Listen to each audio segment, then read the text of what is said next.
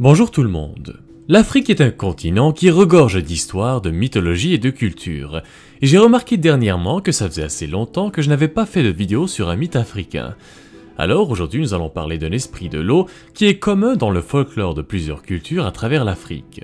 Mami Wata, aussi connue simplement comme la sirène.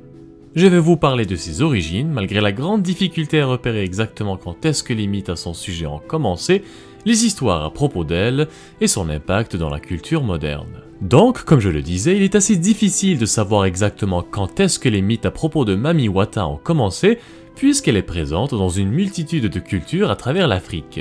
Elle est généralement vénérée au Nigeria, au Sénégal, au Cameroun, au Congo et bien plus encore. Mais pour plusieurs historiens, c'est le peuple Igbo du Nigeria qui était parmi les premiers à vénérer l'esprit de l'eau. En effet, même s'il est difficile de vraiment cerner les origines de Mami Wata, son existence et son importance spirituelle sont profondément enracinées dans les anciennes traditions et la mythologie des Nigériens qui vivent sur les côtes au sud-est, plus particulièrement chez les peuples Efik, Igbo et Bahumono. C'est de là que proviennent la grande majorité des premières histoires à propos de la divinité aquatique. Il y a aussi plusieurs histoires qui relient la divinité aquatique au peuple Dogon du Mali.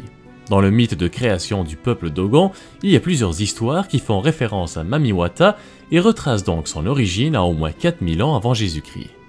Nous savons aujourd'hui que les premières mentions de Mami Wata remontent aux premières sociétés africaines telles que racontées par les griots et les historiens. Les griots, aussi connus sous le nom de Djeli ou Bambado, sont en quelque sorte des bardes ou des conteurs qui ont comme tâche de chanter les louanges de dieux ou de héros, et donc de raconter aux autres des récits historiques, des fables, des légendes, et bien plus. C'est eux qui, avec le temps, faisaient passer ces histoires d'antan aux nouvelles générations, et ainsi de suite. De nombreuses cultures à travers le monde parlent de créatures et d'esprits aquatiques qui sont souvent représentés comme étant mi-poissons et mi-humains. Ces créatures sont pour la grande majorité assez différentes les unes des autres à quelques détails près. Mami Wata fait partie de ces esprits aquatiques qui sont justement hybrides. Mais il faut dire que dépendamment de la culture dans laquelle elle est présente, sa forme physique peut grandement varier, puisqu'après tout elle est vénérée dans plus de 20 pays. Connue comme étant l'une des divinités les plus populaires et les plus puissantes en Afrique, Mami Wata a la capacité de guérir les malades et les faibles, et elle porte chance à ses disciples. Mais si on lui désobéissait, ou si on l'insultait d'une quelconque façon, elle pouvait tout aussi bien noyer ceux qui étaient sur son chemin, elle pouvait également causer la confusion, des maladies, et même des visions chez ceux qu'elle choisissait pour lui servir de médium. Parmi les nombreuses histoires à propos d'elle, une grande partie parle de la façon dont elle utilisait son charme surnaturel pour envoûter et séduire les hommes qui croisaient son chemin. Ensuite, elle exigeait d'eux qu'ils lui restent fidèles et entièrement dévoués.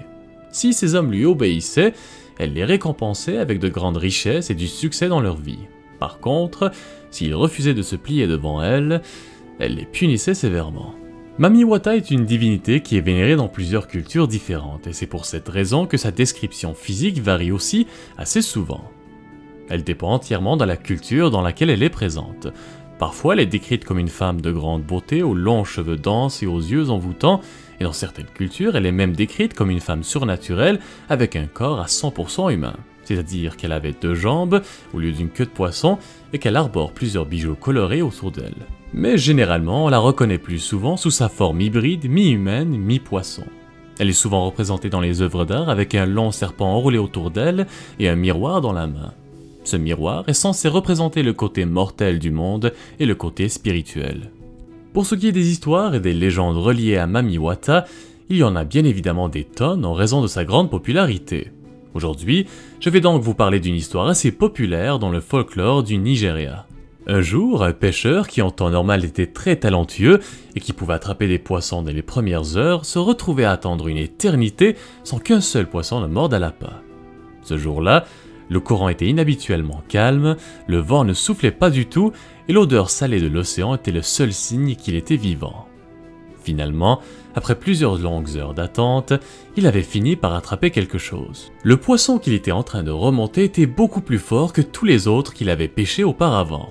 Après une lutte qui avait duré beaucoup trop longtemps, il finit par le remonter, mais à sa grande surprise, au bout de sa ligne se tenait une femme de grande beauté dont la partie inférieure était celle d'un poisson aux écailles rouges et blanches. Il s'agissait de Mami Wata, l'esprit de l'eau. Hypnotisé par l'apparition devant lui, le pêcheur ne s'était pas rendu compte que petit à petit, il avait suivi la femme dans les profondeurs et qu'il était sur le point de se noyer. Encore submergé dans l'eau, l'homme prononça les mots « Mami Wata ». Et malgré le fait que sa voix était étouffée par l'eau, la divinité aquatique avait compris. Elle ramena son corps sur la rive. Pour la remercier, le pêcheur lui avait offert une chanson, n'ayant rien d'autre à lui offrir sur lui. Finalement, une fois la performance de l'homme terminée, Mami Wata lui sourit et laissa devant lui un miroir et un peigne avant de retourner dans les profondeurs de l'océan. Un instant après le départ de la femme, un cri strident pénétra les oreilles du pêcheur et il se réveilla brusquement dans son lit, dans sa propre maison. Encore confus mais alerté par le cri qu'il venait d'entendre, il prit sa machette et se précipita vers sa femme en lui demandant ce qui se passait. En le voyant arriver, machette à la main, sa femme roula des yeux et lui demanda de poser l'arme. Ensuite, elle lui montra une enveloppe remplie d'argent qu'elle avait trouvée devant la porte de la maison. Dans l'enveloppe, il y avait assez d'argent pour quitter la pauvreté dans laquelle il vivait pour toujours. En voyant l'argent, l'homme ferma les yeux et murmura quelques mots de la chanson qu'il avait chantée à Mami Wata. À ce moment-là, il sut que son rêve était une bénédiction.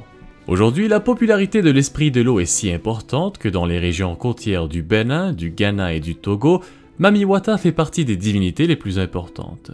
D'ailleurs, toute une hiérarchie par rapport aux rites religieux associés à la divinité existe dans cette région pour officier les cérémonies, pour entretenir les sanctuaires, mener des rituels de guérison et initier de nouveaux prêtres et prêtresses.